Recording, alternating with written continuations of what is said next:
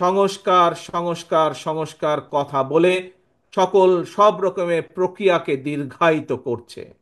পরিষ্কারভাবে আজ আমি এই হাজারো মানুষের সামনে একটি কথা তুলে ধরতে চাই। আজ আমাদেরকে দেখতে হবে সংস্কার সংস্কার করে এটি কি কোনো ষড়যন্ত্র কিনা।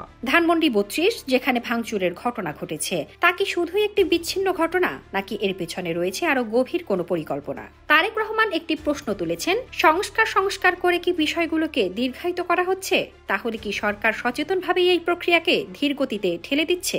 তারেক রহমান বলেছেন, আমরা খেয়াল করছি কিছু কিছু মানুষ সংস্কার সংস্কার বলে সকল রকমের প্রক্রিয়াকে দীর্ঘায়িত করছে।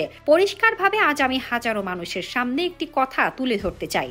আজ আমাদের দেখতে হবে সংস্কার সংস্কার করে এটি কি কোনো ষড়যন্ত্র কিনা। তাহলে কি তারেক রহমান মনে করেন যে সংস্কারের নামে চলমান প্রক্রিয়াগুলোকে ইচ্ছাকৃতভাবে আটকে রাখা হচ্ছে? যদি তাই হয় তবে এই ষড়যন্ত্রের লক্ষ্য কি? তিনি আরো বলেন, যদি সংস্কার সংস্কার করে এই বিষয়টি দীর্ঘায়িত করা হয় তাহলে দেশের সমস্যা বাড়বে। আমাদের যে হারে দ্রব্যমূল্যের ঊর্ধ্বগতি হচ্ছে, যে হারে বেকার সমস্যা হচ্ছে, যে হারে শিক্ষা ব্যবস্থা ভেঙে পড়ছে, যে হারে আইন শৃঙ্খলা ব্যবস্থা ভেঙে পড়ছে, এসব কিছু যদি জনগণের প্রত্যাশা অনুযায়ী গড়ে তুলতে হয়, যদি দ্রব্যমূল্যের ঊর্ধ্বগতির লাগাম টেনে ধরতে হয়, তাহলে অবশ্যই জনগণের সেই সরকারকে প্রতিষ্ঠিত করতে হবে। তাহলে কি তারেক রহমান বলতে চাচ্ছেন যে বর্তমান সরকার দেশের সমস্যাগুলো সমাধান করতে ব্যর্থ? জনগণের প্রত্যাশিত সরকার প্রতিষ্ঠার কথা বলে তিনি কি আসলে বর্তমান সরকারের পরিবর্তনের ইঙ্গিত দিচ্ছেন?